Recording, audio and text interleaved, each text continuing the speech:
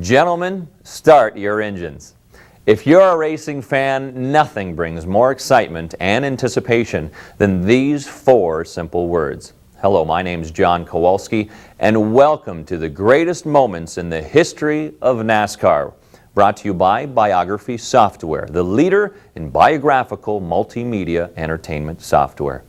For the next 90 minutes or so, we'll share some of the greatest moments in NASCAR's history. You'll see racing at its best through our collection of rarely seen photos and videos.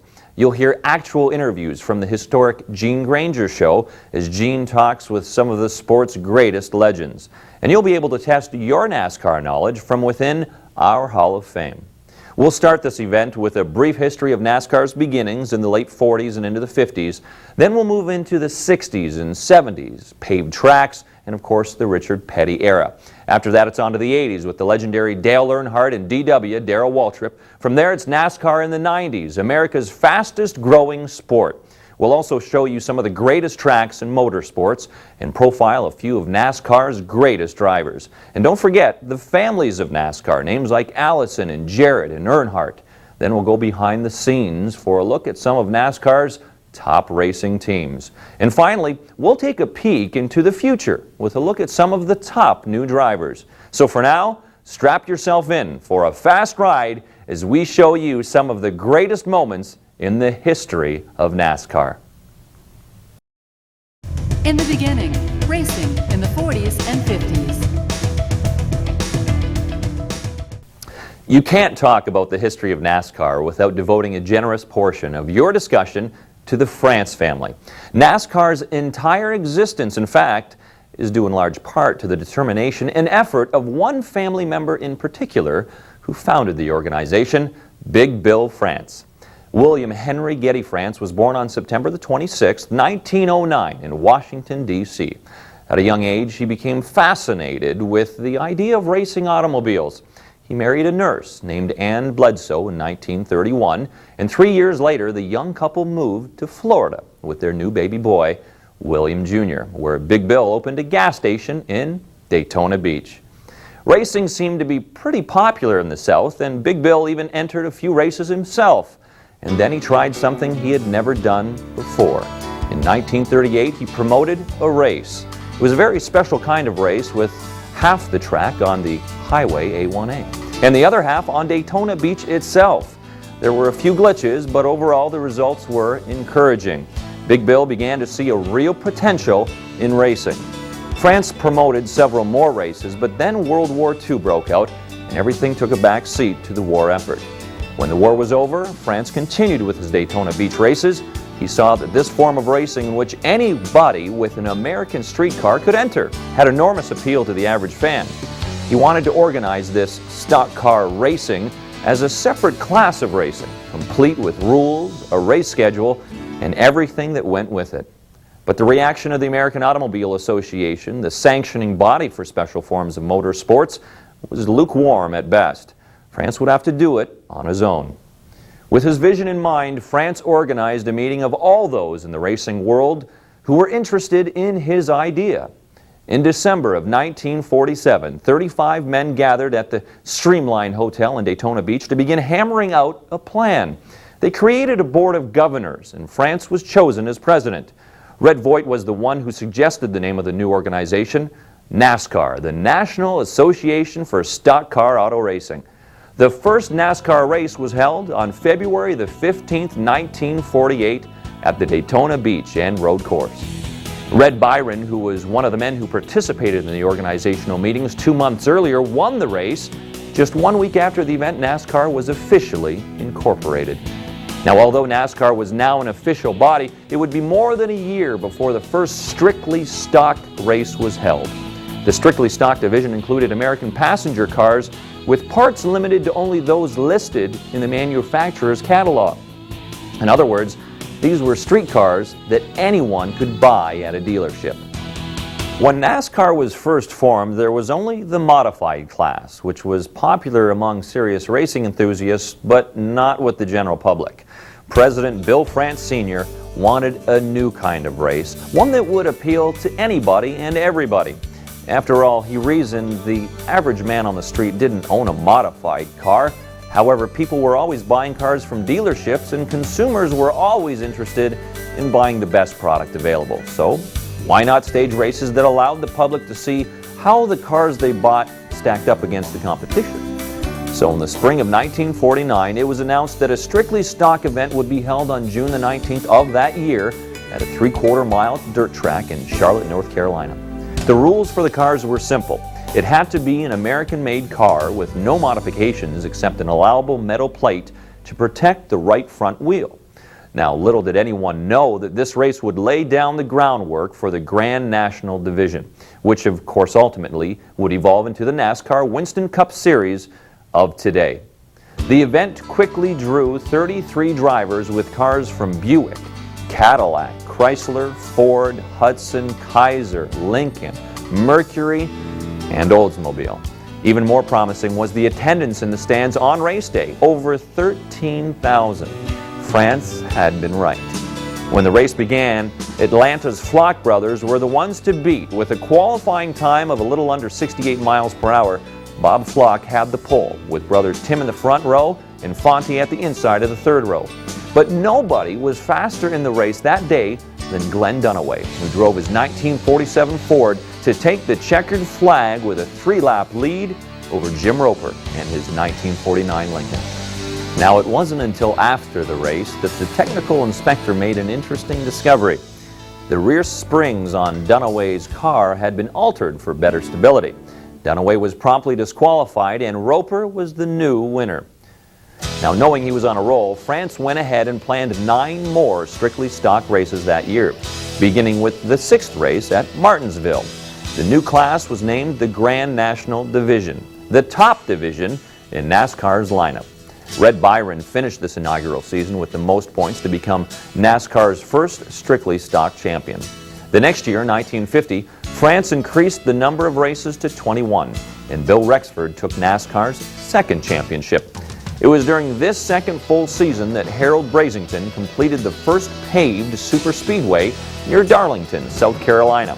The first race at Darlington was held on Labor Day in 1950. Won by Johnny Mance in a 1950 Plymouth, the Southern 500 was born.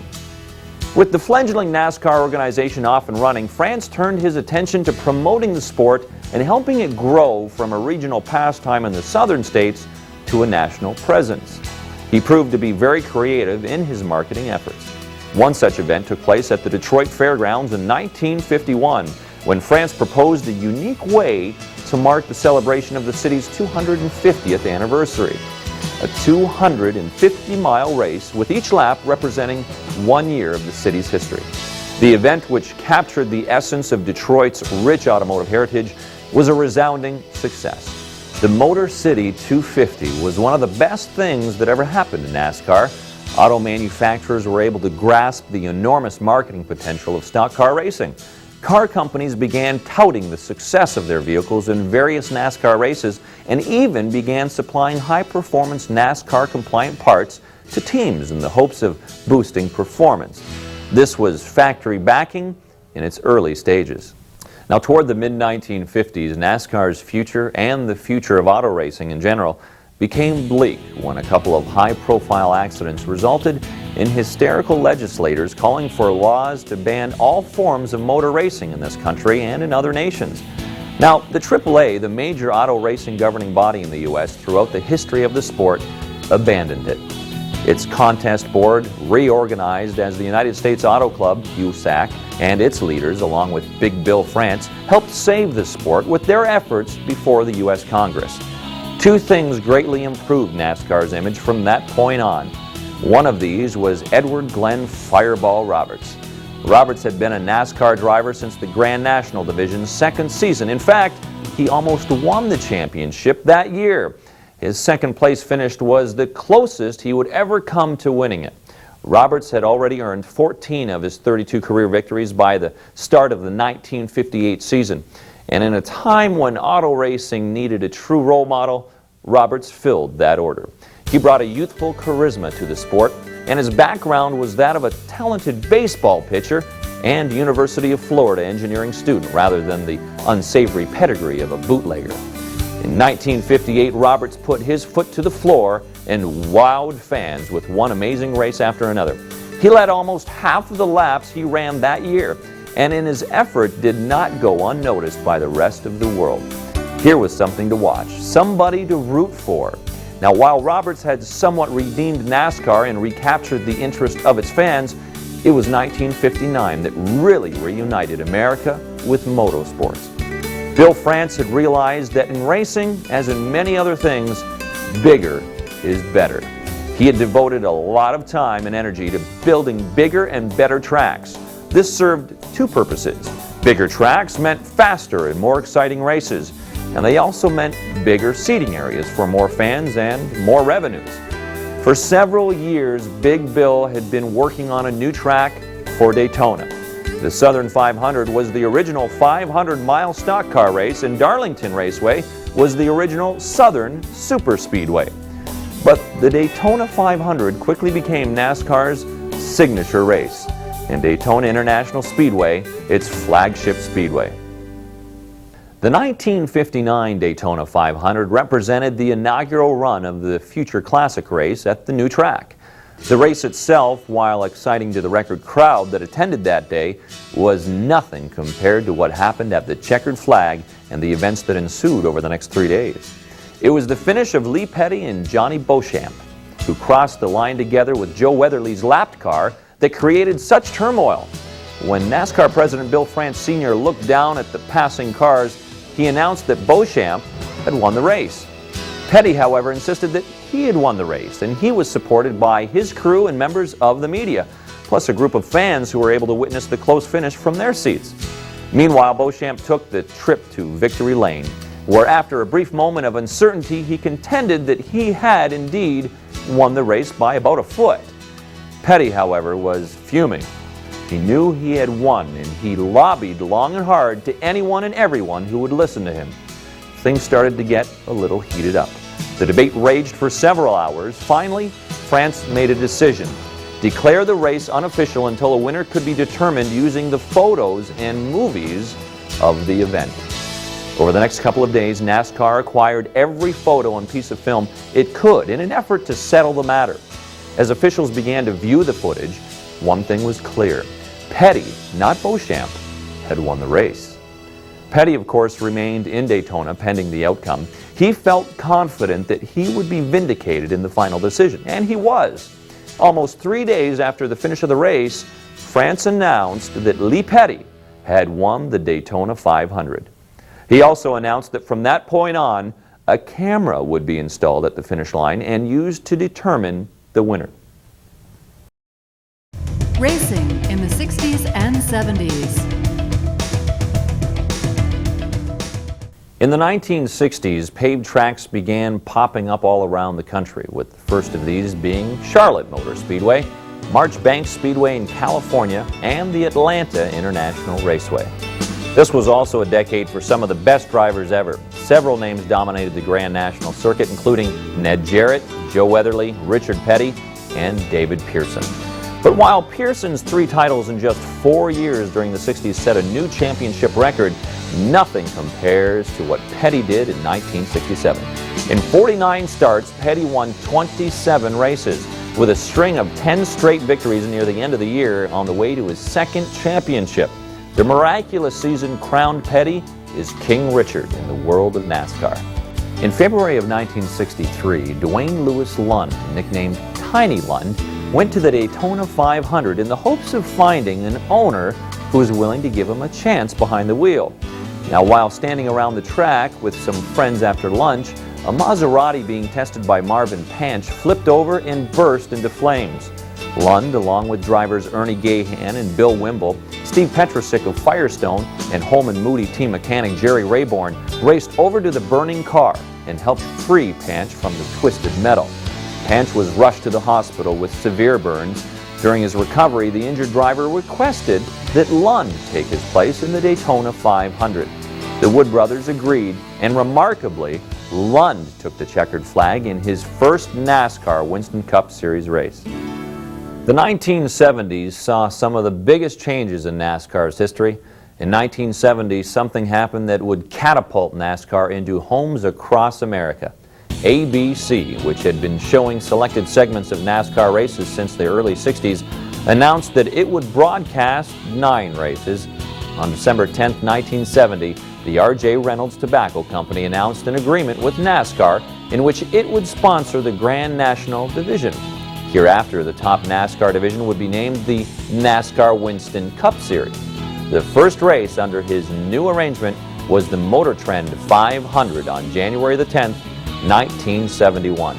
The following year, in 1972, NASCAR reduced the number of races from 60 or more to around 30 and instituted a new point system to establish its winners. The point system was revised again in 1975, and for the most part, it is still in use today. In 1979, the first major NASCAR event to be fully broadcast on television, the Daytona 500, promised to be an exciting event. And there were plenty of TV viewers for the race thanks to an East Coast snowstorm that kept most folks indoors that Sunday. But while everyone figured the race would be thrilling to watch, no one could have predicted the incident afterward. The race had pretty much run smoothly until the final 30 miles. That's when Donnie Allison and Cale Yarborough began an electrifying duel for the lead. The feud continued up to the last lap, at which point Allison was in front with Yarborough right behind him. On the backstretch, Yarborough prepared to slingshot past Allison. Running side by side, the two cars bumped each other, pushing Yarborough onto the infield grass. Yarborough then drove back onto the track, and the two cars hit again. Then once more at turn 3, sending each of them up the track, hitting the wall. Now, holding Darrell Waltrip and A.J. Foyt at bay, Richard Petty passed the wrecked cars of Yarborough and Allison in the third turn on his way to taking the checkered flag. What happened next was right out of a TV movie. After his car stopped, Yarborough jumped out and went to confront Donnie Allison. Needless to say, a scuffle broke out, and it turned into a free-for-all with Yarborough on one end and the Allison brothers on the other. Eventually, some employees at the track broke up the fight, but not until NASCAR had given TV viewers a truly unforgettable glimpse into the world of racing. It was during this decade, with NASCAR's future assured, Big Bill France stepped down from his position as president. His successor was none other than his son, William Clifton France. The transfer of power was indicative of the general evolution that was occurring in NASCAR. Two drivers sat on top of the NASCAR world, Richard Petty and Cale Yarborough. Together, they accounted for 8 of the decade's 10 championships. By the end of the 70s, Petty had won his 7th title, and Yarborough had become the first NASCAR driver ever to win 3 straight titles. It was also time for the pioneer drivers, the ones who had been with NASCAR since its beginnings, to depart. David Pearson and Cale Yarborough were winding down their storied careers, while a new generation of names would soon be heard: Dale Earnhardt, Bill Elliott, and D.W. Darrell Waltrip, among others. Racing in the 80s.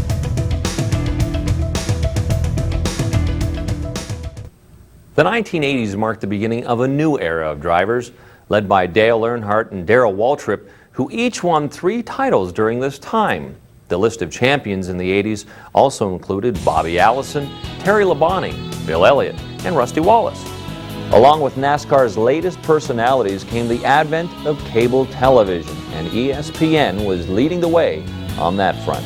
Stock car racing became a real media production as sports coverage in general experienced an influx of technology and viewership.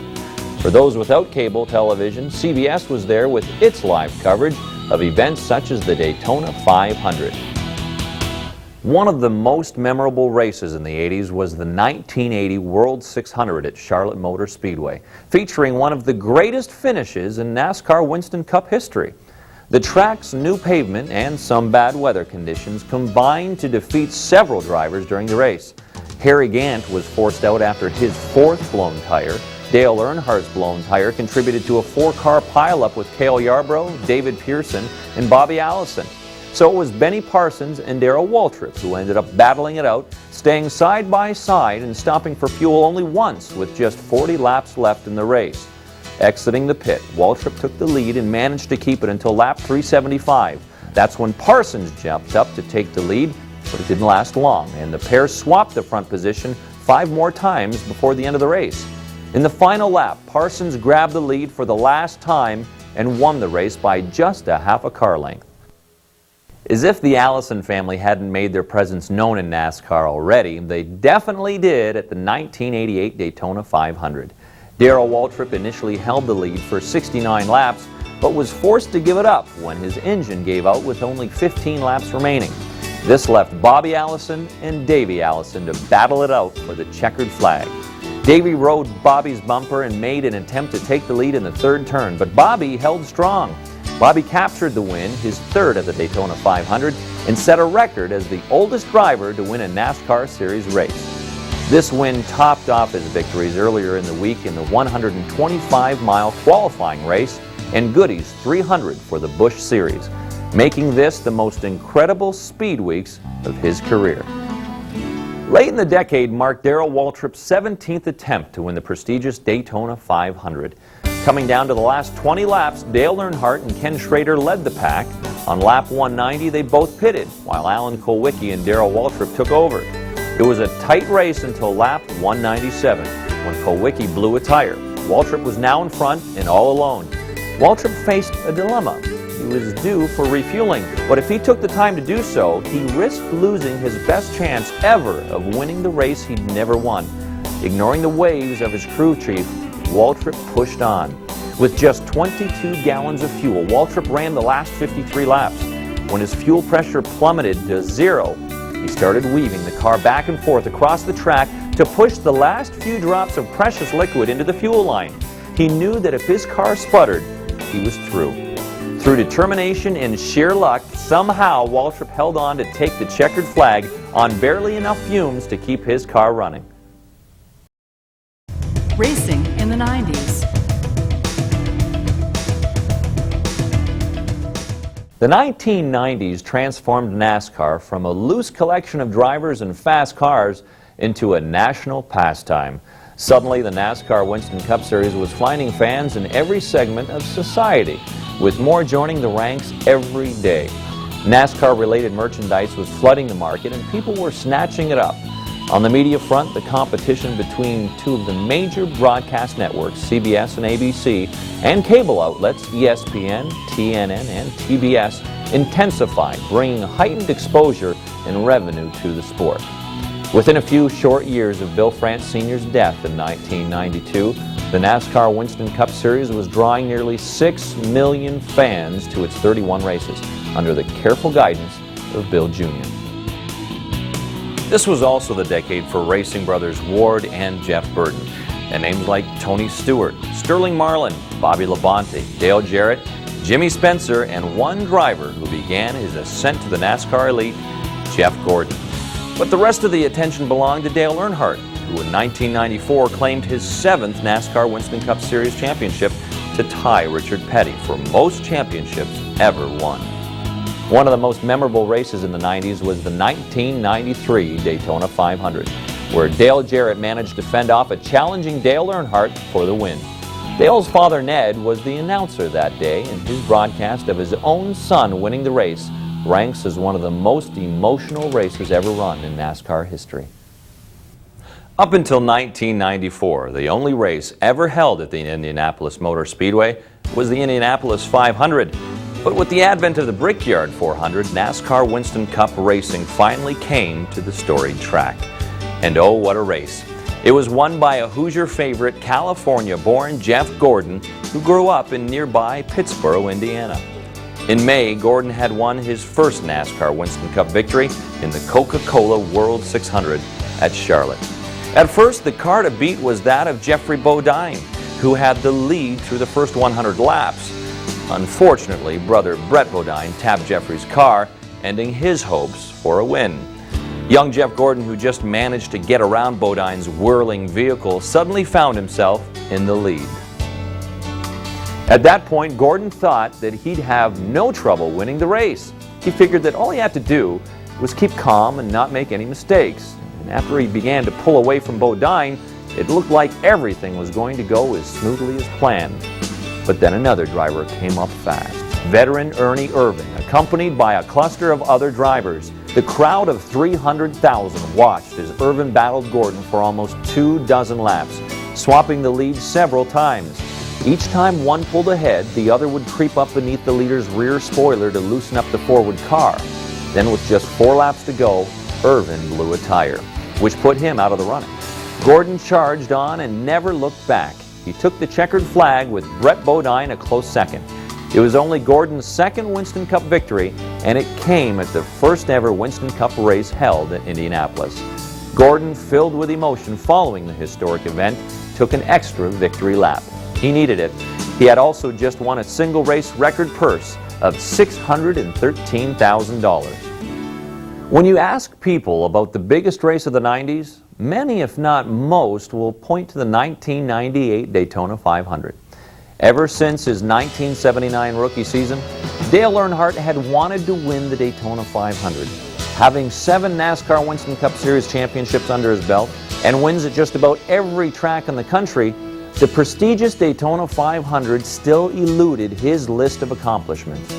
Earnhardt had come so close to winning the big race several times, but each time fate would step in and deny him the one trophy he so desperately wanted. 1998 would be Earnhardt's year for the Daytona 500. After so many years of disappointment and watching other drivers take that victorious trip down victory lane, Earnhardt would finally claim his greatest prize. When Earnhardt took the checkered flag at the end of the race, everyone, absolutely everyone, wanted to be a part of the celebration. Even the normally reserved media got wrapped up in the event, cheering for the victor. And all the other crews lined up to slap hands with Earnhardt as he made his way to victory lane. And when he took a moment to make a few donuts in the infield grass, nobody complained. Although he waited so long to win the 500, Earnhardt was the winningest driver in Daytona history. With 34 triumphs in 125-mile qualifying races, Busch Clash Specials, NASCAR Busch Series events, IROC events, and July NASCAR Winston Cup races, as well as that 1998 Daytona 500. It would be just 3 years later that Earnhardt would be lost on the final lap of the fateful 2001 Daytona 500. NASCAR's greatest tracks. Darlington Raceway.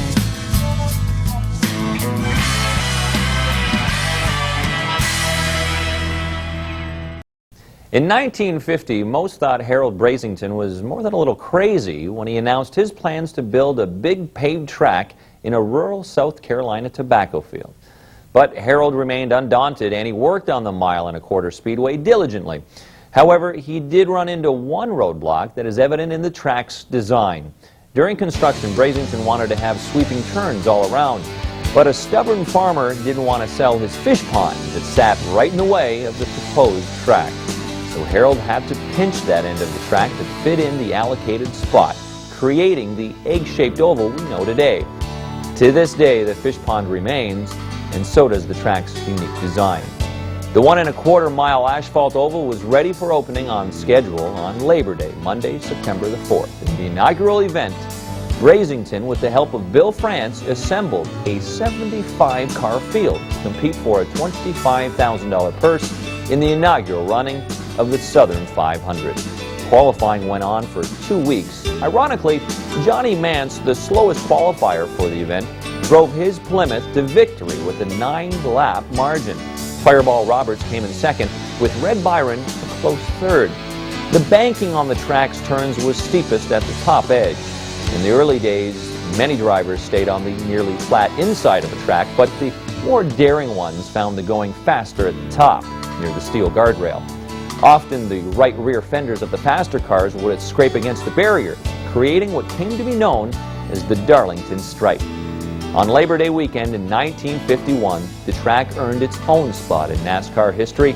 More than 82 cars representing 16 different makes arrived for the event, setting a record for the largest and most diverse field in the division's history. Marshall Teague started the race in 47th position and had taken the lead by the 13th lap. in one of the most amazing charges ever witnessed in racing. Unfortunately, Teague was later taken out by an accident, but he was proud to watch Herb Thomas drive his other Hudson to victory lane. Daytona International Speedway.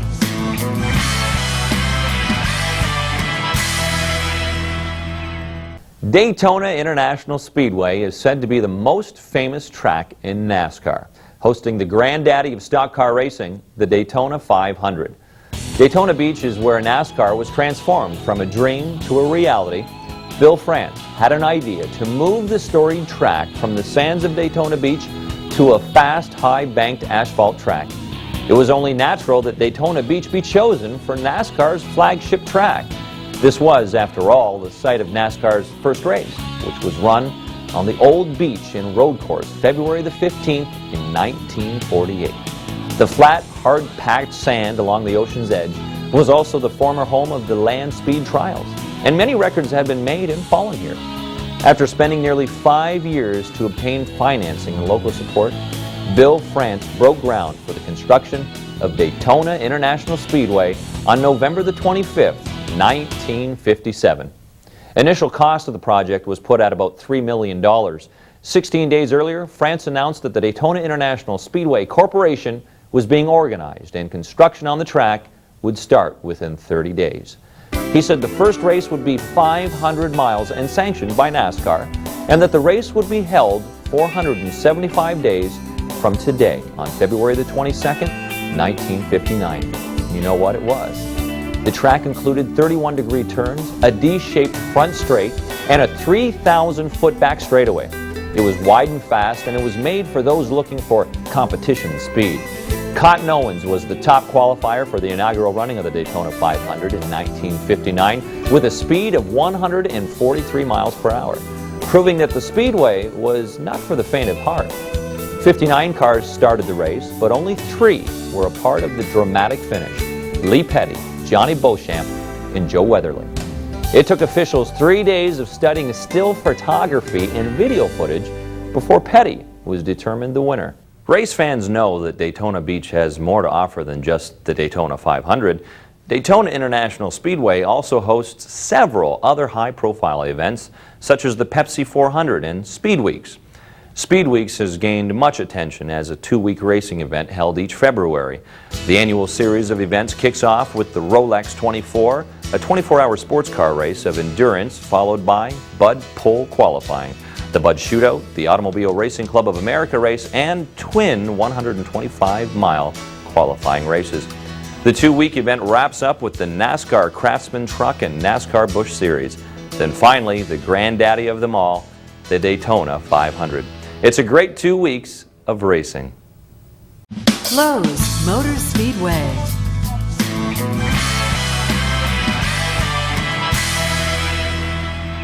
Lowe's Motor Speedway, originally the Charlotte Motor Speedway, began a troublesome construction in July of 1959. While under construction, co-founders Curtis Turner and Bruton Smith ran into trouble, not only financially, but also with the weather conditions and timing issues. Smith and Turner ran into cost overruns because of huge boulders construction crews encountered while trying to do the grade and drain work at the site, some 20 miles northeast of Charlotte in neighboring Cabarrus County. As Turner and Smith worked fast and furious to complete the track, they were struck with an idea. Wanting to offer the fans more and a good test for the race teams, what if they made the race 600 miles instead of the traditional 500? The first race was held June 19, 1960. It was named the World 600. Construction had continued right through time trials and caused the teams to make last-minute modifications to their cars. Deflectors were added to the hoods of the cars to keep the flying asphalt away from the windshield, while wire grates were installed to protect the radiators. Despite the rough track conditions, 6 cars took the starting flag. After 5.5 hours of racing, Joe Lee Johnson was declared the winner. Things have definitely improved at the Speedway since that inaugural day. Drivers have become more accustomed to the track conditions, with pole speeds exceeding 180 miles per hour. Over 100,000 fans now pack the seats that once held only 35,000, while skyboxes, condominiums, and office suites have been added around the track. In fact, Many NASCAR drivers own condos overlooking the track and enjoy being home for a couple race weekends a year. Talladega Super Speedway.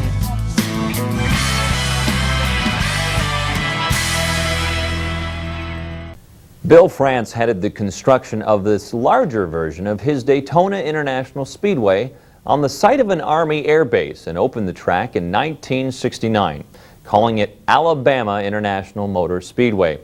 At the inaugural Super Speedway event, Charlie Glotzbach set a record with the fastest lap in stock car history when he ran 199 miles per hour during the time trials. Richard Brickhouse, who then drove Glotzbach's car for the inaugural race, won the event. Even though it was Brickhouse's one and only victory, it put him in the ranks with other legendary drivers that had been inaugural winners at speedways such as Darlington, Atlanta, and MIS. One of the greatest drivers of all time, Dale Earnhardt, accomplished a feat that only 4 drivers have achieved. He swept both races during a single season at Talladega. 2 of Earnhardt's wins were captured in 1990, with 2 more in the 1999 season. The 3 other drivers to earn this mark were Pete Hamilton in 1970, Buddy Baker in 1975, and D.W. Darrell Waltrip in 1982.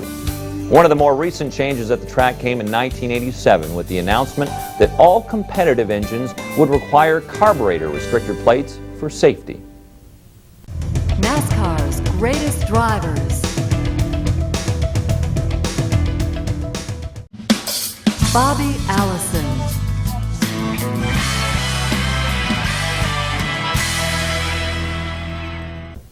As the 1988 Daytona 500 thundered toward its conclusion, Bobby Allison led the way in his Miller Beer-sponsored Buick. On his heels was the white and black Texaco Haviland Ford Thunderbird driven by his son, Davey. Father and son took the checkered flag in that order, Bobby just a fraction of a second ahead.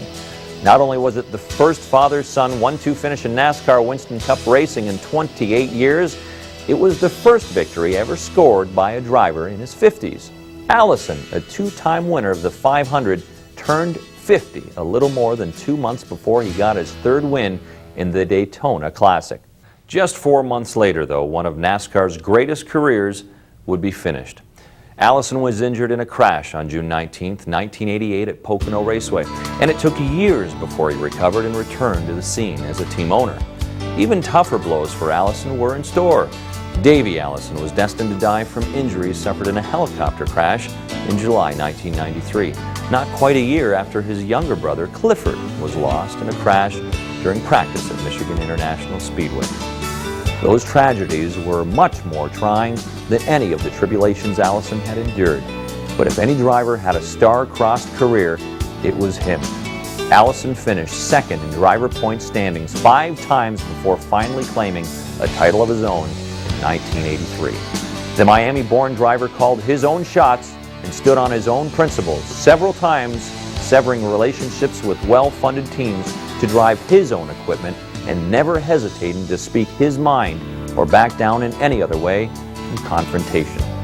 Along the way, he rolled up 84 victories, tying him 3rd all-time with Darrell Waltrip, and won a legion of fans. Allison is honored in numerous shrines, including the National Motorsports Press Association and International Motorsports Halls of Fame. Dale Earnhardt.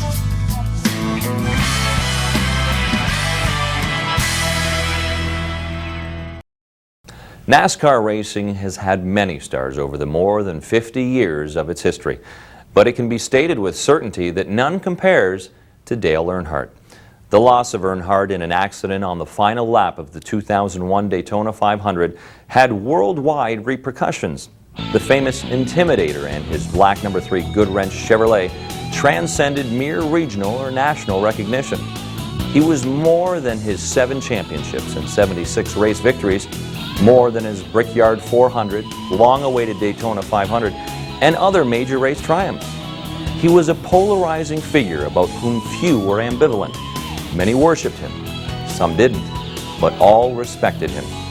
Fans and detractors alike were motivated by the attributes Earnhardt displayed, a fierce competitiveness, a visage that was sometimes menacing, sometimes playfully charming, a talent for driving race cars that was beyond any and all debate. He was the personification of NASCAR racing and a significantly symbolic singular representative of his sport. 2 years after Earnhardt's loss, NASCAR racing goes on bigger than ever. Whatever NASCAR racing will be in the new century, it will be built on the lofty level to which Earnhardt helped lift it in his years of racing. Bill Elliott.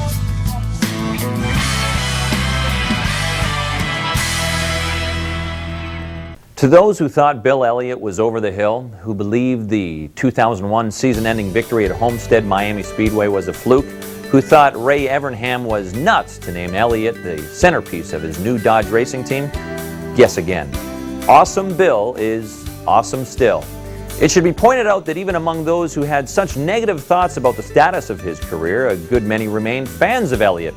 Through the depths of a 7-year winless streak, through times when even Elliott questioned his desire, if not his abilities, the redhead from Dawsonville, Georgia remained the consistent pick as NASCAR's most popular driver. And he proved in 2002 that he hasn't forgotten how to win. Elliott scored back-to-back victories, pushing his career total to 43. More significant was the decisive manner in which he won the races. And most noteworthy of all was that he added his name to the list of winners of the Brickyard 400 at Indianapolis Motor Speedway. Gordon, Earnhardt, Jarrett, Rudd, Labonte, and now Elliott. The emotional post-race reaction by Elliott underscored how important a Brickyard victory is to NASCAR's elite.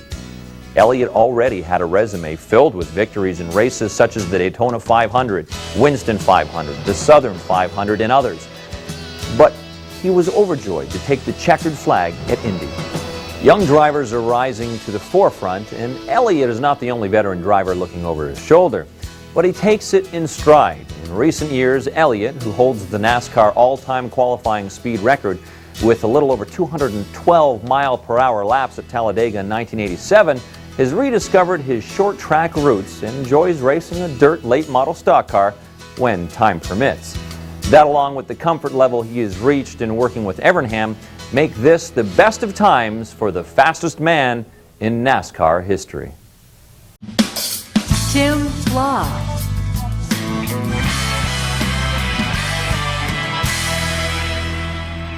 Tim Flock opened the 1952 season by leading every lap of a 100-mile race January the 20th at the half-mile dirt Palm Beach Speedway in Florida. 10 months later, he flipped his Ted Chester-owned Hudson out of the ballpark in the season finale at the same track. Despite the spectacular crash, Flock finished 12th and clinched the championship title in what is now the NASCAR Winston Cup Series. Now, things were never dull around Flock, who competed in 1953 in several races with a passenger, a rhesus monkey named Jocko Flocko, outfitted in a racing suit with goggles and strapped into a special seat in Flock's race car. Through it all, though, Flock was one of the most successful competitors in the first decade of NASCAR history. He was the second two-time champion, romping to the 1955 crown by winning a record 18 races, 18 poles, and $33,750 in 39 starts. He also won 11 races from the pole, led every lap in 10 races, and led the most laps in 19 races. Flock would miss 11 races during the 1953 season, but not because of any monkey business. It was while he recuperated from head injuries suffered in a freak accident on July 4th when a car backed over Flock's head while he napped in the infield of the Piedmont Interstate Fairgrounds dirt track in Spartanburg, South Carolina. There were other periods when Flock was missing from NASCAR action. He missed 7 months of the 1954 season after he quit in anger over a disqualification that took victory away from him in February at Daytona. And he quit his job with one of the most successful teams in NASCAR history, the Kiefer Chrysler operation, in the midst of the 1956 season. Flock's career ended in 1961, just as the sport was beginning its ascent to mainstream popularity in America. Jeff Gordon.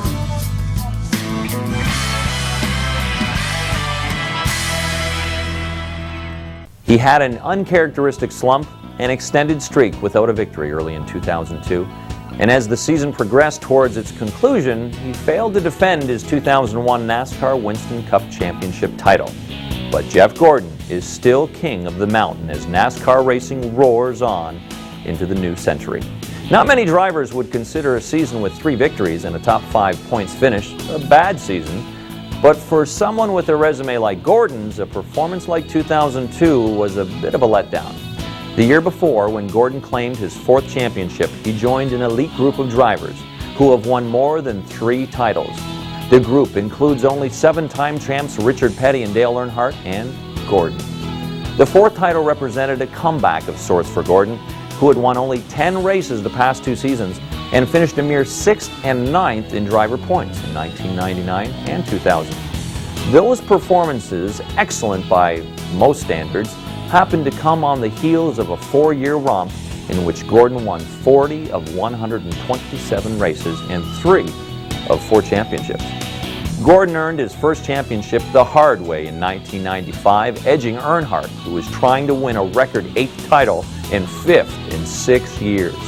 The 8th championship would elude Earnhardt, while Gordon, after finishing 2nd in 1996, rose to the undisputed top of the heap in the second half of the decade.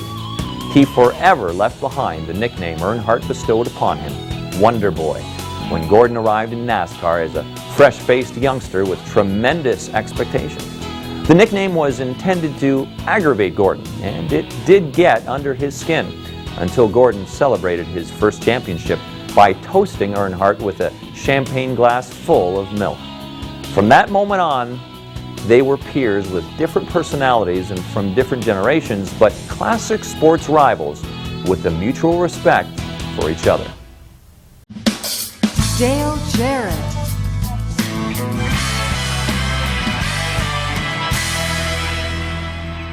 After coming close 4 years in a row, 3rd in 1995, 96, and 98, and 2nd in 1997, Dale Jarrett captured the NASCAR Winston Cup Championship in 1999. It put Jarrett in the company of 23 drivers who had won NASCAR's big title. The list included Jarrett's father, Ned, who won in 1961 and again in '65. The Jarretts joined Lee and Richard Petty in a very exclusive club, his father's son champions. It was a long-awaited first title for Jarrett's car owner, Robert Gates, who had fielded some of the best cars on the circuit for more than a decade. En route to his title, Jarrett won 4 races and failed to finish only 1 race. That level of performance proved hard to maintain for Jarrett and the Gates team. In 2002, driving the UPS-sponsored number 88 Ford, Jarrett slipped to 9th out of the top 5 in points for the first time since 1994. But he did win 2 races, pushing his career total to 30 and turning in one of the best performances by a 40-something driver in a year dominated by young rising stars. Jarrett never enjoyed such status as an aspiring driver. He worked his way through the ranks and got his big break in 1990 when he was picked to replace the injured Neil Bonnet in the Wood Brothers Ford. He won his first race at Michigan in 1991 in a door-to-door battle with Davey Allison. That win set the tone for Jarrett, who went on to prove himself one of NASCAR's top clutch performers in race-deciding showdowns with top competitors. He also proved capable in the more illustrious races on the schedule. He has won 3 Daytona 500s and 2 Brickyard 400s, all of which suggests that the best is not necessarily in the past for Jarrett. He returned for his 9th season with Yates in 2003. Richard Petty.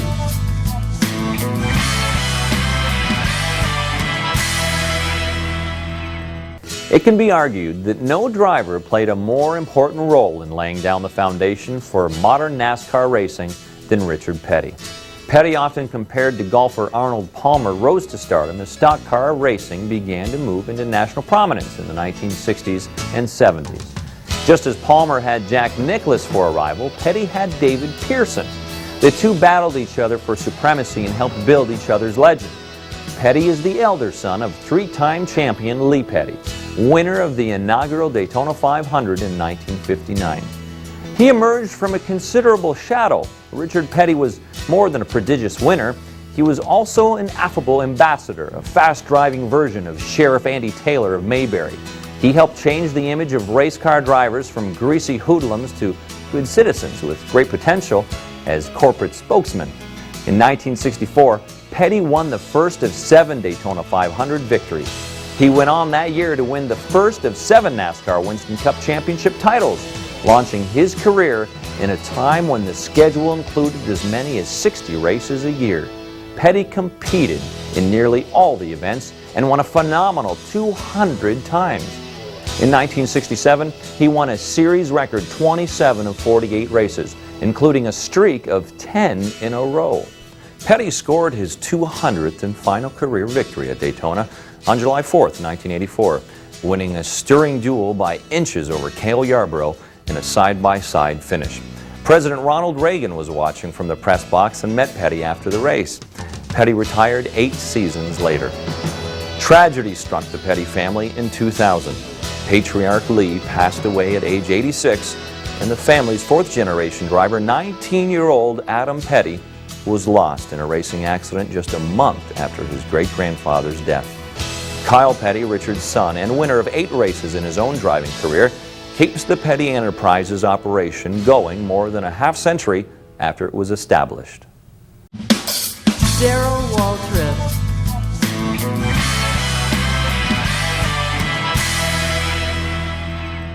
When Darrell Waltrip broke into NASCAR Winston Cup racing in 1972, he didn't sneak in unnoticed. In fact, his demeanor was similar to that of another Kentuckian who made quite a splash in the sports world, Muhammad Ali. Waltrip may have never proclaimed, "I'm the greatest," but he definitely shook up the world, the NASCAR world anyway, with his outspoken manner and his considerable driving talent. About the talent, there could be little debate. Waltrip quickly showed the ability that would carry him to 3 championship titles and 84 victories. Major victories include 5 Coca-Cola 600s and a long-awaited Daytona 500 and Southern 500 triumphs. Waltrip was the first winner of the Winston, NASCAR's All-Star race in 1985. About the sharp tongue, there was considerable discussion. Veteran Cale Yarborough nicknamed Waltrip Jaws in a reference to the popular movie about a man-eating great white shark and Waltrip's propensity to bite chunks out of competitors' egos with his verbal outbursts. It was mostly all bark and, well, no bite. Waltrip was a clean, fair competitor who was more than willing to mix it up in spirited competition, but never developed a reputation as a dirty driver.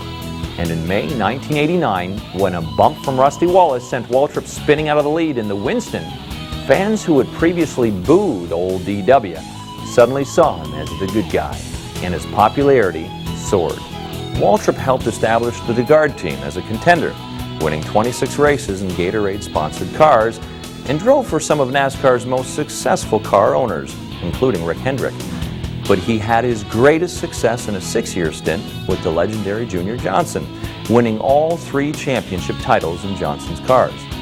Waltrip got the last of his career victories September 6, 1992, in the Southern 500. He closed out his career in 2000 and moved into the television booth as an analyst for Fox. Joe Weatherly.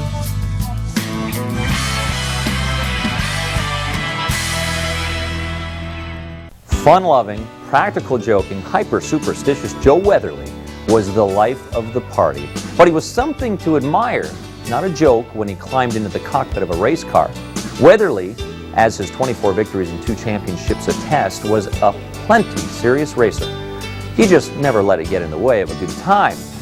Weatherly won 3 national motorcycle racing titles before switching to stock cars in 1951, and he won NASCAR's National Modified Championship in 1953. He competed in 111 races in the convertible division, winning 13, and he began dabbling in the Premier Series, now known as NASCAR Winston Cup, in 1952. He didn't get his first win on the senior circuit until 1960 at Hickory, North Carolina, driving a Holman Moody Ford in his 61st start. Then he won a 2nd straight race the next night at Wilson, North Carolina, and made it 3 out of 4 with a victory in the Rebel 300 at Darlington. Weatherly won 9 races in each of the next 2 seasons and captured the series championship in 1962. He became the 3rd driver to win back-to-back titles when he repeated in 1963, even though he had won only 3 races in his second championship year.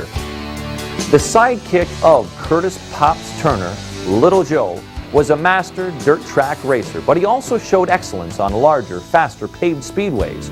He had 3 top 5 finishes in the 5 Daytona 500s in which he competed, including a second in 1961, and also won qualifying races at Daytona in 1961 and 62. He had big track victories at Darlington and Charlotte. Going after an unprecedented 3rd straight title, Weatherly suffered fatal injuries when his Budmore Mercury crashed into the turn 6 wall on the 87th lap of the Motor Trend 500 January 19, 1964 at Riverside International Raceway. Cale Yarborough.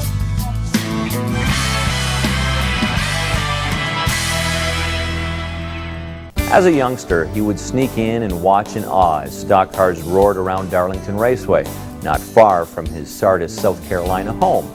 Not too many years later, as an 18-year-old, Cale Yarborough would compete in his first race, the 8th annual Southern 500 at the Darlington track on Labor Day 1957. Yarborough would go on to win the famous race 5 times. He would also win the Daytona 500 4 times, 83 races in all, 5th best overall, and he would become the first and, so far, only driver to win the Nascar Winston Cup Championship 3 years in a row. Now, impressive as they are, numbers are not always enough to tell the story of Yarborough, one of the sport's all-time best and toughest competitors, sufficiently talented to compete well into modern times, but with the mindset of the hard-charging drivers of the sport's early days. He was a seat-of-the-pants racer whose objectives were simple and straightforward: win the pole, lead every lap, win the race. His philosophy was the same on a half-mile dirt bull ring or on a super speedway at 200 miles an hour. Before he could reach the peak of his career as a NASCAR driver, Yarborough ventured into IndyCar racing. He competed in the famous Indianapolis 500 4 times, finishing 10th in his 4th start in 1972. The next year, Yarborough returned to NASCAR to drive for the legendary Junior Johnson. In 8 seasons, Yarborough won 55 victories and scored the trio of championships in 1976, 77, and 78. He logged 2 10-win seasons and won 9 races in 2 other years. Yarborough set up his own race team in 1987. After retiring as a driver in 1988, he hired rising star Dale Jarrett, and in 1997, John Andretti gave Yarborough a victory as a team owner in the Pepsi 400 at Daytona. NASCAR's greatest families. The Allisons.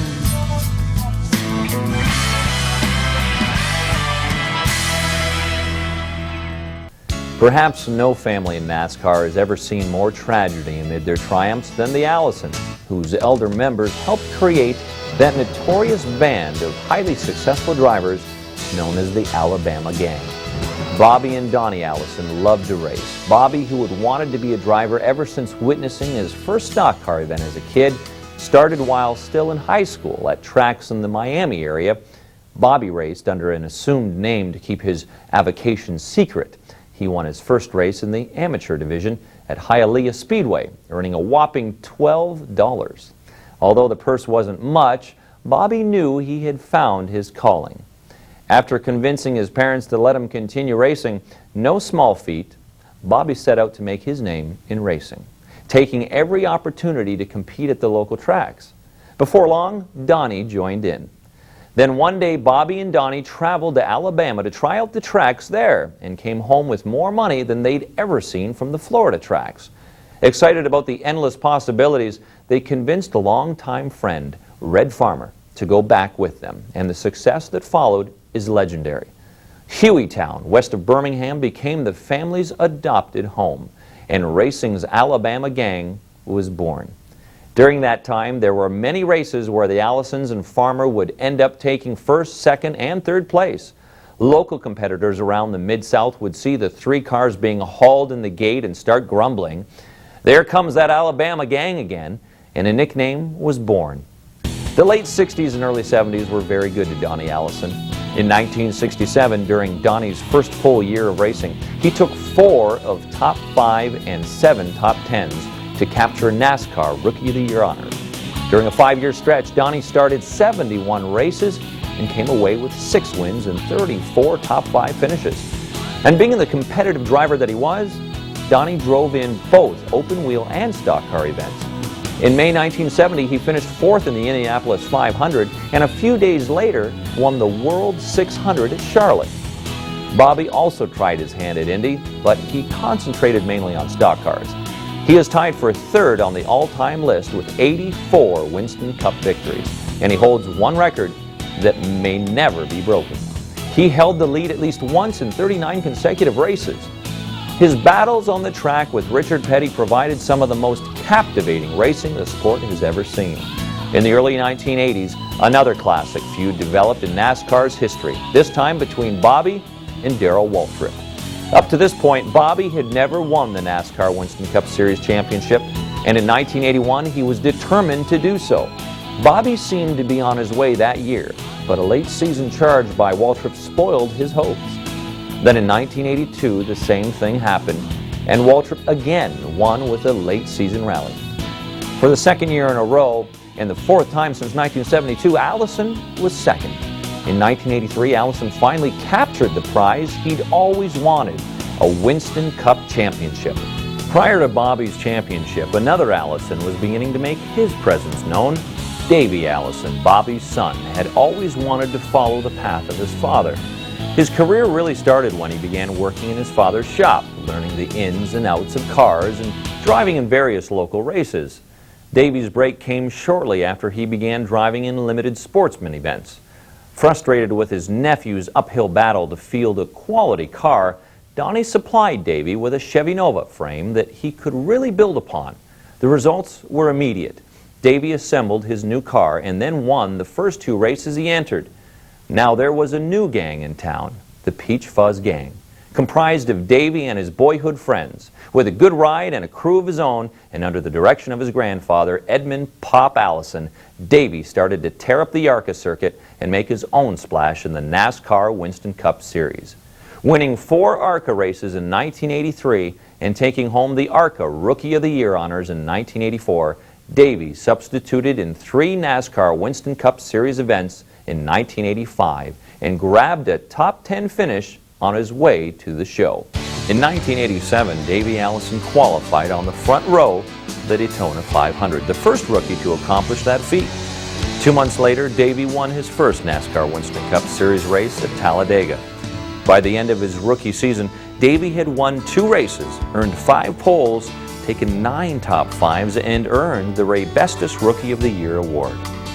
The 1988 Daytona 500 is memorable for several reasons, including a spectacular crash that the legendary Petty survived with only minor injuries. It was special for the Allison family as father and son took the checkered flag 1st and 2nd. Just a few years later, tragedy hit the Allison family. Only 4 months after the father-son 1-2 finish at Daytona, Bobby was seriously injured in an accident at Pocono Raceway in Pennsylvania. His driving career was ended, and it was years before he was able to do anything resembling a normal life. Almost before the family could begin to recover from that blow, Clifford Allison, the younger son of Bobby and Judy, was lost when his NASCAR Busch Series stock car crashed at Michigan International Speedway, August 1992. The next year, the Allison family would again be rocked by tragedy. The day after he finished 3rd at New Hampshire in what would be his final race, Davey Allison lost control of the helicopter he was flying as he attempted to land in the infield at Alabama's Talladega Superspeedway. Allison, 32, suffered fatal injuries in the crash. Passenger Red Farmer was less seriously injured.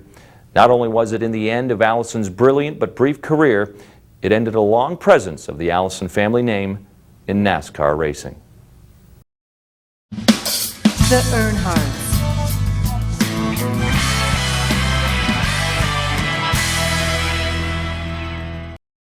Perhaps no name in NASCAR today evokes such strong sentiment as Earnhardt. And the Earnhardt name starts with Ralph Earnhardt, arguably the most intimidating driver of his generation. Winner of the 1956 Sportsman Championship, Ralph once racked up 17 wins in a row at North Carolina's Hickory Motor Speedway. His 5 track championships at Hickory were the stuff legends are made of. You could say that Hickory was Ralph Earnhardt's track. Competing in his first Grand National race at Hickory, Ralph won the pole and posted a second-place finish. In the 50s and 60s, there were few drivers with a better record on the sportsman circuit. Earnhardt seemed able to win just about any race he decided to enter, and during one stretch, he owned the championship at 7 different tracks. Ralph's pre-race routine at the track, coupled with his intimidating style on the track, made him a formidable opponent. On race day, he always showed up ready to race. There was no working on the car, no last-minute adjustments, and not a lot of talk with the other racers. He was just there, ready to race. When the race started, Ralph would jump right up behind the leaders of the pack and wait for someone to make a mistake, which often happened, especially if being bumped by Ralph. Sometimes just the thought of Ralph Earnhardt behind you was enough to make a driver do something desperate and ultimately costly. Ralph started in only 51 Grand National races, earning 6 top 5 finishes and no wins. He spent most of his career in the sportsman circuit. Most experts agree that had Ralph focused instead on the big races, he would have been one of the dominant drivers there too. When NASCAR began the move from the smaller dirt tracks to the larger asphalt superspeedways, Ralph focused his attention fully on the sportsman tracks. That was where his heart was and where he felt most comfortable. Ralph Earnhardt died of a heart attack in September 1973, doing something he loved, working on a race car. He left an impressive legacy in the racing world, but his greatest contribution to the sport was his son, Dale. Dale Earnhardt rose to heights of achievement and popularity unparalleled in American motorsports.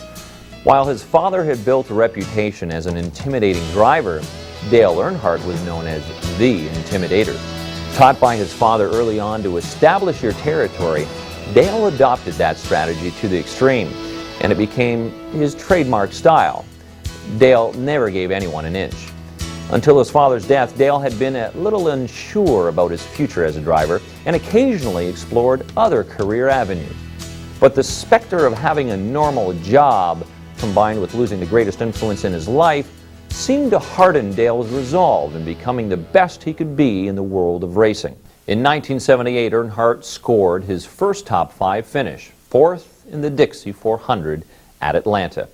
That led to a full-time ride the next season, his first solid opportunity with a new team fielded by Californian Rod Osterlund. The 27-year-old Earnhardt won his first race in the 7th race of the season at Bristol.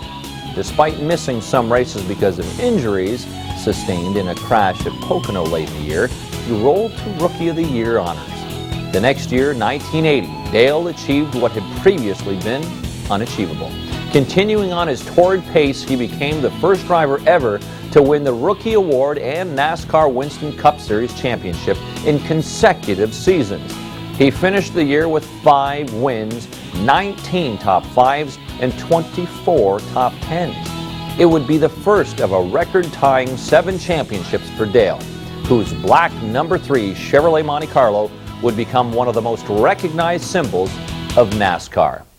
One of the greatest tragedies in NASCAR history occurred in February 2001. In the last lap of the Daytona 500, Earnhardt was lost in an accident. Finishing first and second were 2 cars from the Dale Earnhardt Incorporated race team. The drivers were Michael Waltrip and Dale Earnhardt Jr. The 49-year-old Earnhardt seemed to have rebounded from a slump that left him winless in 1997. He had finished second in driver points to Bobby Labonte the year before and was set on winning a record 8th championship. Few doubted he still had the ability to achieve the 8th title, but it was not to be. The torch has been passed to Little League, Ralph Dale Earnhardt Jr., who has shown great promise. Jr. started racing at age 16, working in the service department of his dad's Chevrolet dealership in Newton, North Carolina, and maintaining his own race cars with his brother, Kerry, and sister, Kelly. From 1994 to 1996, Jr. started in 113 races in the NASCAR Dodge Weekly Series late model division and came away with 3 wins and an astonishing 90 top 10 finishes.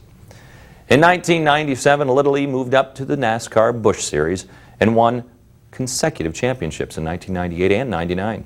The next year, as a rookie in the NASCAR Winston Cup Series, he got 2 victories plus a win in the Winston, NASCAR's all-star race. He was the first rookie to win the special non-points event.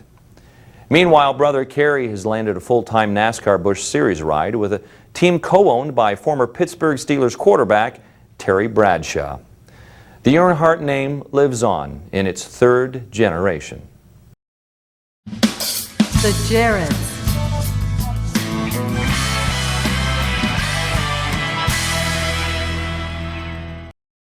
Contemporary race fans know Ned Jarrett as a prominent television and radio commentator.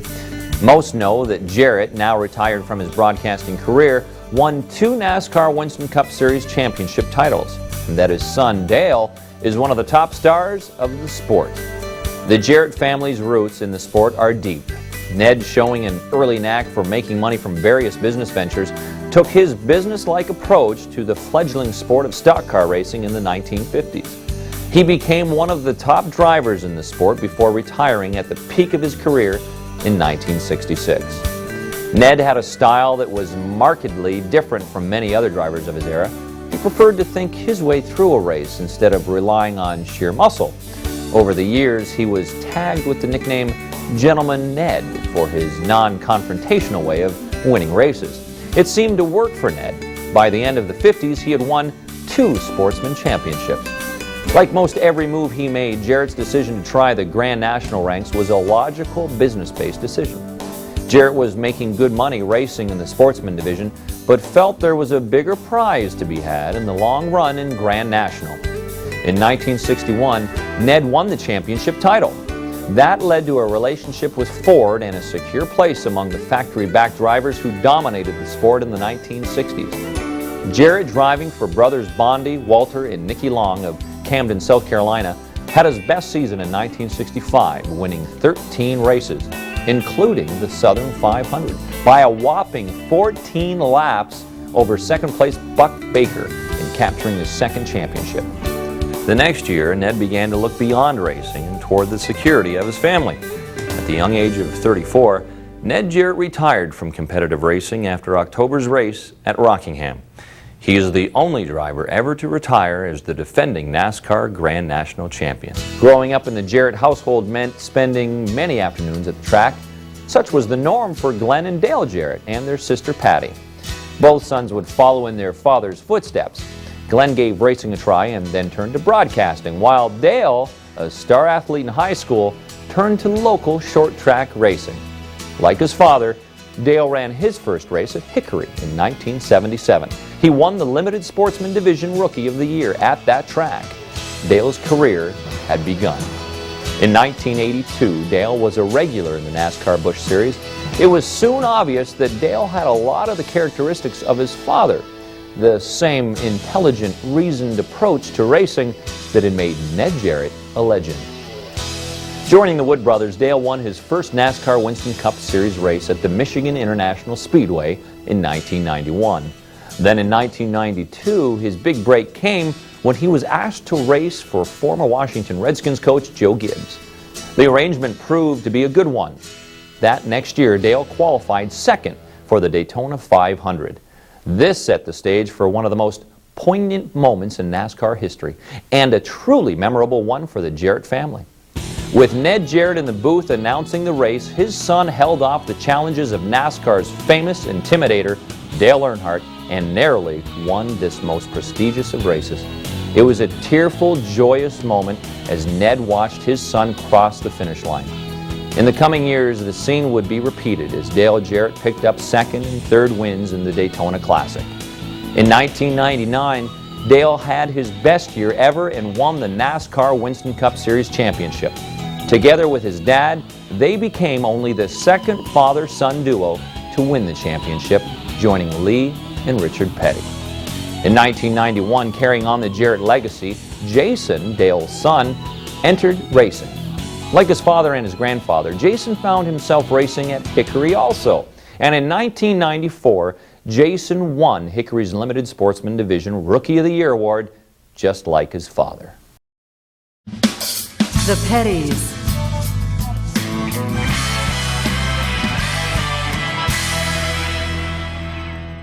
Lee Petty started racing at a time when you drove to the track in the car you were going to race, and then drove home in the same car afterward, if it was still in one piece. And that wasn't always the case. In the first NASCAR race ever, an event held at a 3/4-mile dirt track in Charlotte, North Carolina, Petty borrowed a Buick from a friend, drove it to the track, and entered it in the race. Everything went well until the sway bar came off and the car rolled several times. Petty was relatively unhurt, but the car had to be taken away on a flatbed truck. Although the outcome of this race was unfortunate for Lee Petty, it also marked the beginning of a long and successful career that would help shape NASCAR as we know it today, and eventually call his sons, grandson, and even great-grandson. After the race in Charlotte, realizing that he had needed something more substantial than an old borrowed car to win races, Lee Petty bought a 1949 Plymouth and entered the business of racing. Petty Enterprises was off and running. During the first 11 years of NASCAR's existence, Lee Petty never finished a season lower than 4th in points. In 1959, he became the first 3-time Grand National Champion. That same year, Lee won the inaugural Daytona 500 in a finish that was so close it required 3 days to confirm him as the winner. In his first NASCAR Grand National race in 1958, Richard Petty, Lee's son, was introduced to a side of his father he had never seen, that of a competitor.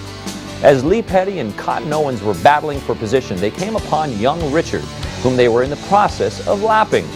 Apparently, Richard didn't move out of the way fast enough. He was unceremoniously knocked into the wall by his father, who went on to win his second Grand National title that year. A lesson learned. At Charlotte in 1960, Richard Petty was desperately clinging on to a narrow lead over challenger Rex White. Suddenly, a skirmish developed between White and Lee Petty, and Richard was able to use the distraction to his advantage by lengthening his lead and eventually winning the race. That year, Richard finished second in the run for the Grand National title. In February 1961, Lee and Richard Petty were both involved in spectacular crashes during the 100-mile qualifying races prior to the Daytona 500. Lee was seriously injured, and his driving career was all but ended. Richard and his brother Maurice took on the mantle of responsibility for the family business. For a while, Maurice tried his hand at driving, but quickly decided that his skills were behind the scenes building engines, not driving. Richard was the driver. And so in 1962, Richard and Maurice began one of the most phenomenal runs in NASCAR history. In the next 3 years, Richard finished second in the NASCAR Grand National Championship for 2 consecutive years before winning his first title in 1964. During that time, he won 31 races with 121 top tens, including the 1964 Daytona 500, and collected over $100,000 for the first time in his career.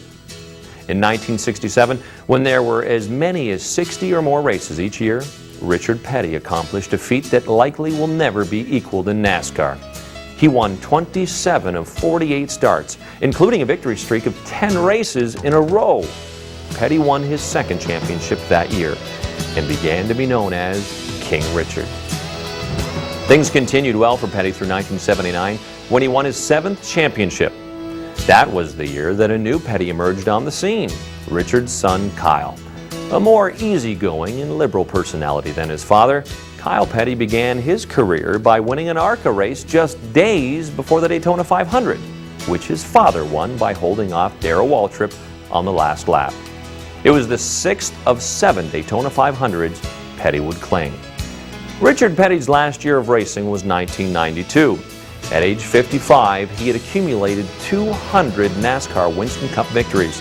He was also the first driver to earn over $1 million in racing, having reached that plateau in 1971. In 1989, Kyle had signed on with millionaire and racing aficionado Felix Sabates, and the number of wins began to increase.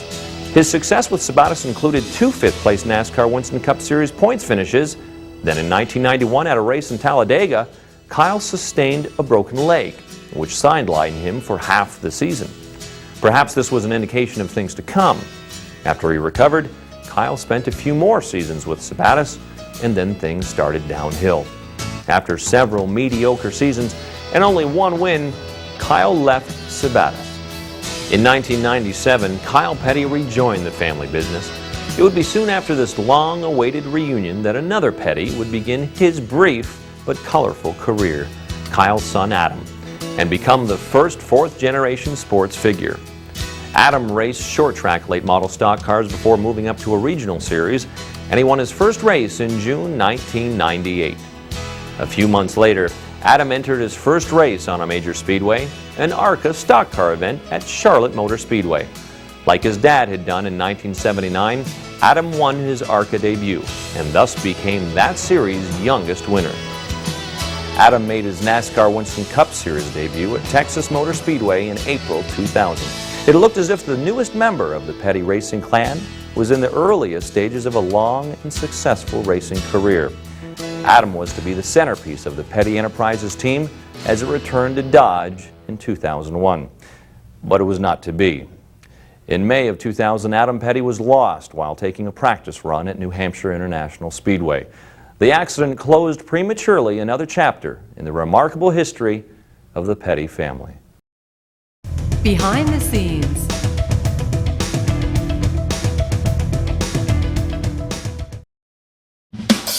Dale Earnhardt Incorporated.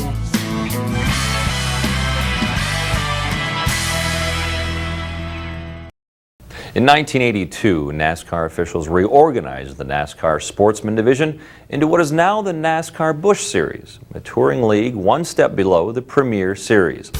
Dale Earnhardt was a regular competitor in the series and formed his own team to field cars in the Junior Series.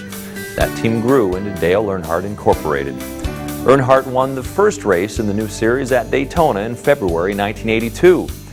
In the 12 years that followed, Earnhardt's team won 21 races, including 6 Daytona 300s. The overwhelming success of his team convinced the owner to branch out into the other major divisions of NASCAR, Craftsman Truck, and Winston Cup. Although Earnhardt was committed to finishing his own career driving for Richard Childress Racing, it was time for the Dale Earnhardt Incorporated team to move up to the NASCAR Winston Cup Series. After a few trial events in 1996 and 97, the team became a full-time participant in 1998 with Park as the driver. Earnhardt's son Dale Jr. took over the driving responsibilities in the NASCAR Busch Series. Park's rookie season was derailed when he was hurt in an accident at Atlanta. Dale Jr. and Hornaday, however, did quite well, winning the title in their respective divisions. Needing a replacement driver for his NASCAR Winston Cup car, Earnhardt signed Darrell Waltrip, who responded by giving the new team their first top 5 and top 10 finishes. In 1999, things just got better, and Dale Jr. won his second NASCAR Busch Series championship. His success led Dale Sr. to agree to a 5-race NASCAR Winston Cup introduction for the younger Earnhardt, driving a Budweiser-sponsored car. The year 2000 marked the first victories for the NASCAR Winston Cup team, with Earnhardt Jr. claiming victories at Texas and Richmond, and Park also getting a win at Watkins Glen. A third team was to be added in 2001 with Michael Waltrip as the driver. In the first race of the year, the Daytona 500, Waltrip won his first victory, but Earnhardt lost his life in an accident on the final lap. Dale Jr., devastated by the death of his father, somehow went on to win 3 races that year, including the July race at Daytona, and finished in the top 10 in final point standing. The team continues under the direction of Earnhardt's widow, Teresa, and has established itself as one of the top operations in racing. Hendrick Motorsports.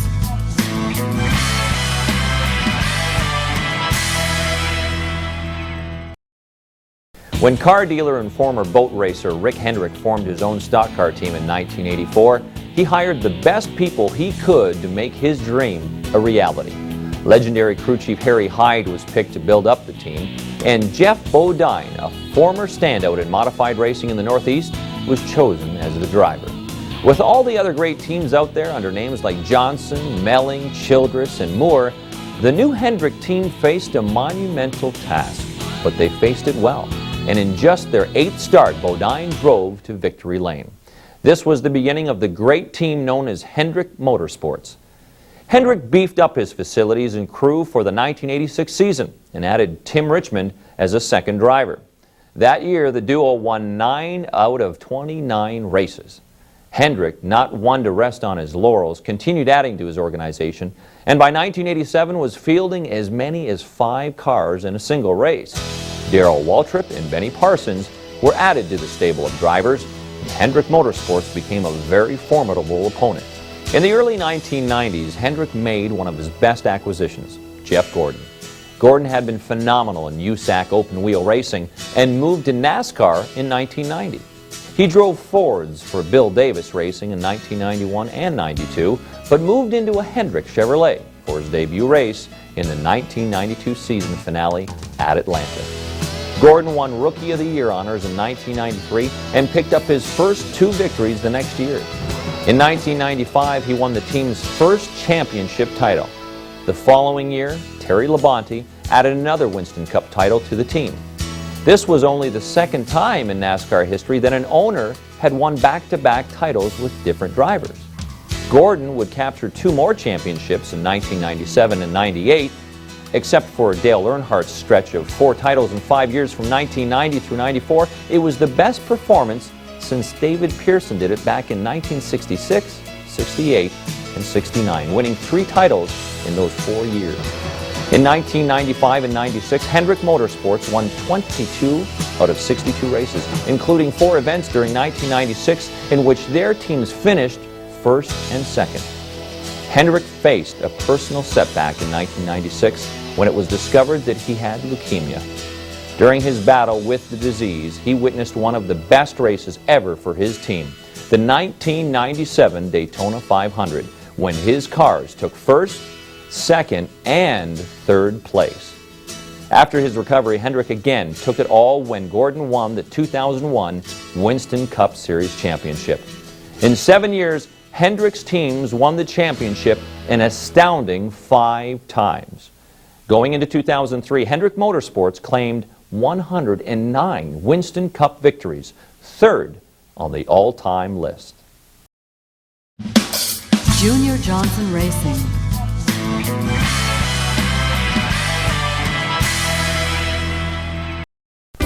Junior Johnson was one of NASCAR's early star drivers, but it was after his driving career when he decided to move to the other side of pit wall after his last race in 1966 that the former moonshiner really dominated the world of motorsports. Johnson, hailing from Ronda, North Carolina, won 50 races as a driver, including the second Daytona 500 in 1960.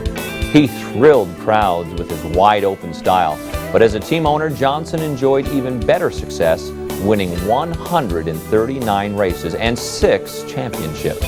Drivers such as Darrell Dieringer, Leroy Yarbrough, Charlie Glotzbach, and Bobby Allison helped establish Johnson's team as one of the best in NASCAR. But Cale Yarbrough and Darrell Waltrip secured the team's lofty status. Yarbrough won 55 of his 83 career victories in Johnson's cars and became the only driver to win 3 straight NASCAR Winston Cup Series championships in 1976, 77, and 78.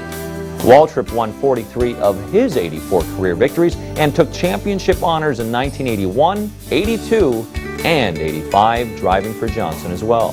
With Ford and Chrysler out of racing, Johnson and Charlotte Motor Speedway promoter Richard Howard joined forces to help lure Chevrolet into the sport.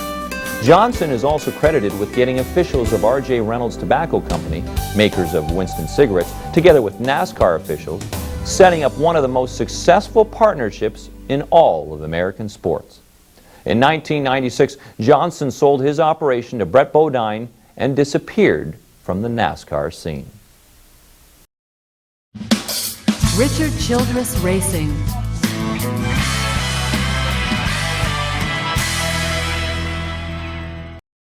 Richard Childress went from track peanut vendor to one of the top independent team owners in NASCAR.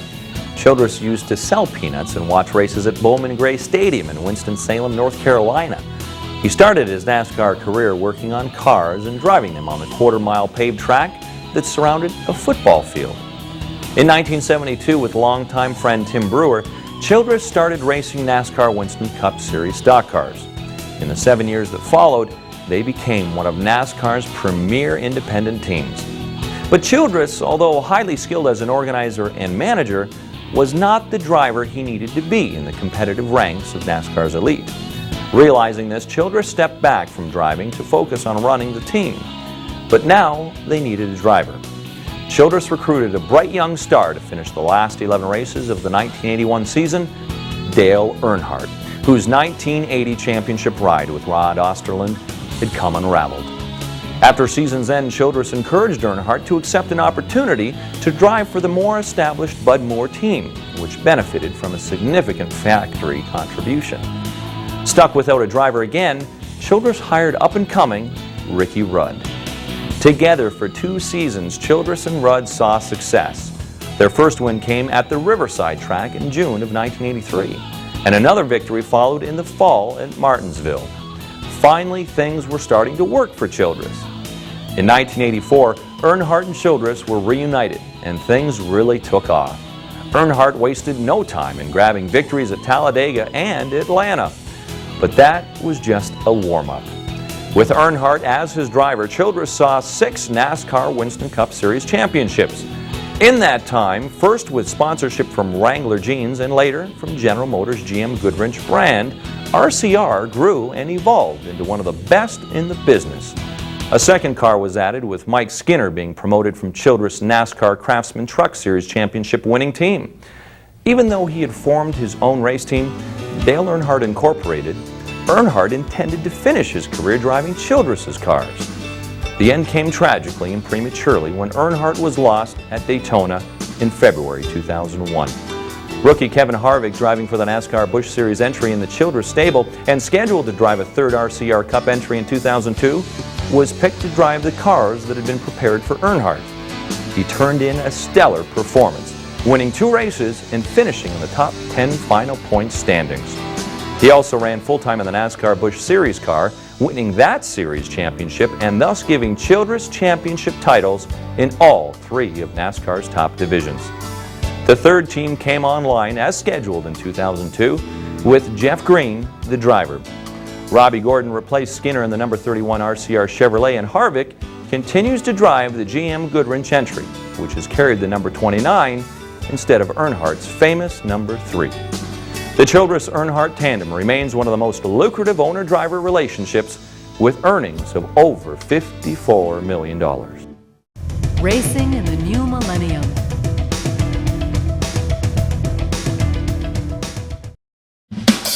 Kurt Busch.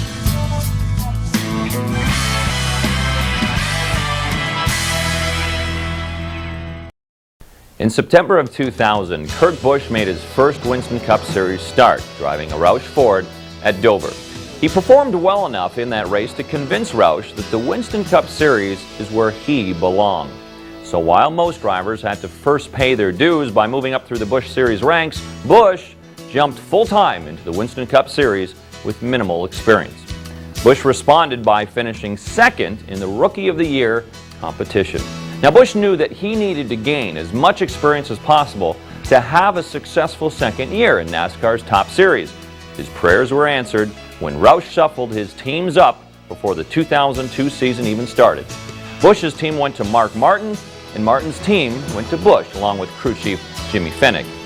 This gave Martin a successful crew and positioned sophomore Kurt Busch with a more experienced team. Now, halfway through the season, it was obvious that the changes produced resounding success. Martin was second in the points standings, while Busch fared ninth. With less than 2 years in the Winston Cup Series, Kurt Busch has already evolved from a newcomer trying to fit into the NASCAR world to a recognized, legitimate threat on the track. He credits at least some of his quick rise among the racing world's elite to a couple of accomplishments in 2001, winning the pole at the Southern 500 and achieving his first Winston Cup victory at the Food City 500 at Bristol. Now, even though Busch lost 2001 Rookie of the Year honors to Kevin Harvick, it should also be noted that Busch entered Winston Cup Series with no experience on many of the series tracks and little overall racing experience. In fact, many believe that Kurt Busch is the better future talent. given his age and his skill level. Another thing that sets Kurt apart from his peers is his aggressiveness. In one such incident at Bristol, Jimmy Spencer was leading the race when Spencer was bumped out of contention by Busch, giving Kurt his first victory. In another incident, Busch was again criticized for some things he said after the Winston at Lowe's Motor Speedway. During that race, Busch had bumped Robbie Gordon, spinning him out and forcing a yellow flag. Now, Busch said flat out that while he hated using Gordon that way, he wanted to better his odds of winning and a strong finish. Now, any driver would privately admit that this type of thing was as old as racing. However, the fact that Busch publicly admitted doing it astounded many NASCAR veterans. NASCAR officials weren't too happy either and slapped him with a $10,000 fine for his comments. Busch later said he regretted the way in which he described the race. It was a very expensive lesson. There's no doubt that Busch will have a very successful and memorable career in NASCAR racing. He is a bright and articulate young man who is now learning the other side of racing, how to cope with the fame and fortune that come with being a well-paid celebrity. Busch was the hottest driver in the waning weeks of the 2002 season, finishing third in driver points. Dale Earnhardt Jr.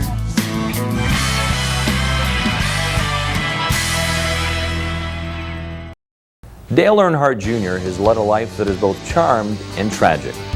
On one hand, he has benefited from a family rich in racing tradition, having a grandfather who was one of the top 50 drivers of all time, and a father who was a 7-time NASCAR Winston Cup Series champion, has certainly helped shape the career of this third-generation Earnhardt. But the young Earnhardt has also had to carry on after the loss of his father. Dale Earnhardt Jr. was born on October 10, 1974, in Kannapolis, North Carolina. As a kid, Dale Jr. learned about racing and the family business by performing odd jobs in his father's shop. His first real race car was a red Chevrolet Monte Carlo that he built at age 17 and began racing at a local track. He also enjoyed racing legends, which were scaled-down replicas of modified pre-World War II coupes and sedans. His first victory came in 1992 at the Charlotte Motor Speedway on the eve of his 18th birthday. After completing high school, Dale Jr. attended a trade school for a couple of years and then took a job at his father's Chevy dealership. His first career start in NASCAR's Busch Series was at Myrtle Beach on June 22, 1996, where he finished 14th. Then in 1997, Dale Earnhardt Inc. needed a NASCAR Busch Series driver to fill the vacancy created when Steve Park was moved up to the NASCAR Winston Cup Series. The senior Earnhardt decided that it was time to give Dale Jr. his shot at the big time. Dale Jr. made his NASCAR Winston Cup Series debut in 2000, along with NASCAR Busch Series rival Matt Kenseth, and everyone was predicting good things from that year's rookies. Dale Jr., given the nickname Little E, got his first NASCAR Winston Cup victory at Texas in just the 12th start of his career. He added another victory at Richmond and became the first rookie to win NASCAR's All-Star race, the Winston. But he lost the rookie title to his buddy and rival, Kenseth. 2001 was going to be a banner year for the Earnhardt family. With both Dales in the NASCAR Winston Cup Series now, they were looking forward to some good times. But that didn't happen. In the first race of the season, the Daytona 500, Michael Waltrip edged Dale Earnhardt Jr. to win the checkered flag. However, as the drivers gathered to celebrate, it became apparent that something had gone wrong with the car driven by the senior Earnhardt. And in a race in which the Earnhardt team had done very well, the worst possible news soon was learned. Dale Earnhardt had been lost when his car was slammed into the outside wall in turn 4. The loss of his father was devastating to Dale Jr., and it no doubt affected his performance for the remainder of the year. However, he did manage several very emotional wins in 2001, including the July race in Daytona, the September race at Dover following the 9/11 terrorist attacks, and the October race at Talladega. Dale Jr. finished his second full season at a respectable 8th in the point standings. With a very difficult year behind him, Dale Jr. began the 2002 season fully focused on the upcoming schedule, and it didn't take long for his renewed commitment to bear fruit. He won the first NASCAR Busch Series race of the season at Daytona, and then took second at the Bud Shootout. Dale Jr. also got his 6th career win at Talladega. But what may have impressed fans even more than his resiliency after facing so much adversity was a race he could have won but didn't. In the Winston All-Star race at Charlotte, Dale Jr. had an opportunity to bump leader Ryan Newman's car. He chose not to, even though doing so would have allowed him to win, and Newman won the race. This single action speaks volumes about Dale Earnhardt Jr. and underscores a fundamental difference between him and his father, the Intimidator. Indeed, Dale Jr. represents the new breed of NASCAR driver, more rock star than cowboy. In many ways, this has moved the drivers of today into the mainstream of American culture and furthered NASCAR's appeal across a broader spectrum of fans. He still surfs the internet and likes to sleep late. He still likes to hang out with his buddies, often in the basement of the house he built on Earnhardt land, not far from the trailer where he lived just a few years ago. Earnhardt Jr. turned that basement into his own nightclub, complete with floor-to-ceiling speakers, and nicknamed it Club E. In the past year, however, he's redone things and turned a place where he and his pals used to party into a place where they now more often just chill out. Ryan Newman.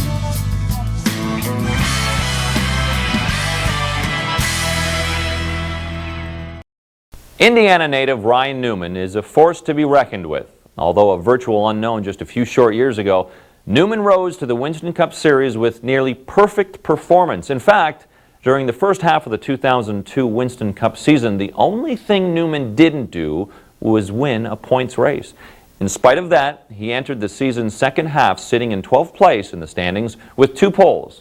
Newman also won the Winston, NASCAR's All-Star race, and although the victory didn't earn any points, it earned him a nice chunk of money and a great deal of respect. Newman was well armed in 2002, backed by owner Roger Penske, and teamed up with 1989 Winston Cup Series champion Rusty Wallace. His biggest challenge of the season was another rookie driver, Jimmy Johnson. Now, during almost any other season, the numbers that Newman was putting up would earn him Rookie of the Year, but Johnson seemed to always be just a little better. Halfway through the season, Johnson had 2 victories and had beaten Newman 11 out of 18 times. Newman also has something else that few other active Winston Cup drivers have, a college degree in vehicle structure engineering. He earned it from Purdue University while he raced USAC open-wheel cars.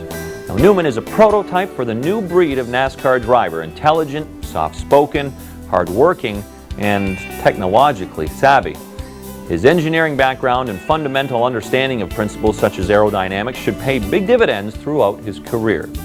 Now, racing has been a passion for Newman since his childhood, when he raced quarter midgets as a 4-year-old. In 1995, Newman moved up to the USAC level and won the Silver Bullet Series Championship in 1999. He is now in the Quarter Midget Hall of Fame. Newman began stock car racing in 2000, driving in a Michigan ARCA race where he finished 7th. He seemed to grasp the subtle nuances of stock cars quickly. In his second race at Pocono, he won. After winning at Pocono, Newman claimed victories at both Kentucky and Charlotte and set a new qualifying record for stock cars at Charlotte with speeds just under 187 miles per hour. Now, of course, having NASCAR legend Buddy Baker as his driving coach helped get Newman started out right. And in fact, Baker continued to mentor Newman when he took his next big step, the Winston Cup Series. Newman first raced in the NASCAR Winston Cup Series in 2001, when Penske put him in a small number of races in addition to his 15 NASCAR Busch Series schedule. This allowed Newman to maintain his rookie status the next year. He shocked NASCAR by winning the pole in the Coca-Cola World 600, not too bad for his 3rd career start. But so far, the biggest race and most important victory to Newman is the Winston in 2002, when he beat Dale Earnhardt Jr. for the win. In fact, just after the race, it was Earnhardt Jr. who was among the first to join Newman in victory lane and offer his congratulations. In a way, it was very fitting that he do so. After all, Earnhardt Jr. is the only other driver to win the Winston as a rookie. If you made a list of the people to which Newman owes his success, one of those names would also have to include Matt Borland. Borland joined the Penske operation in 1999 as an engineer, and in April of 2000 was picked to be Newman's crew chief. Now, under his guidance, Newman was able to win 3 races and 2 poles in just 5 ARCA starts. Thanks to people like Borland, Penske, and minority owners Don Miller and Rusty Wallace, Newman is prepared to give other NASCAR drivers a run for their money. He is definitely someone who will be making other drivers glance nervously in their rearview mirrors during any race. But when it comes to Wallace, Newman reserves the right to let him pass. After all, that's what teammates do. Tony Stewart.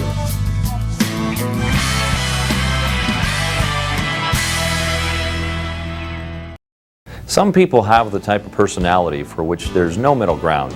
You either like the person or you don't. Tony Stewart has that type of personality.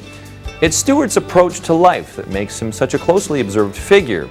And the very thing that angers many fans about Stewart is what appeals to other fans, his brutal honesty and outspokenness.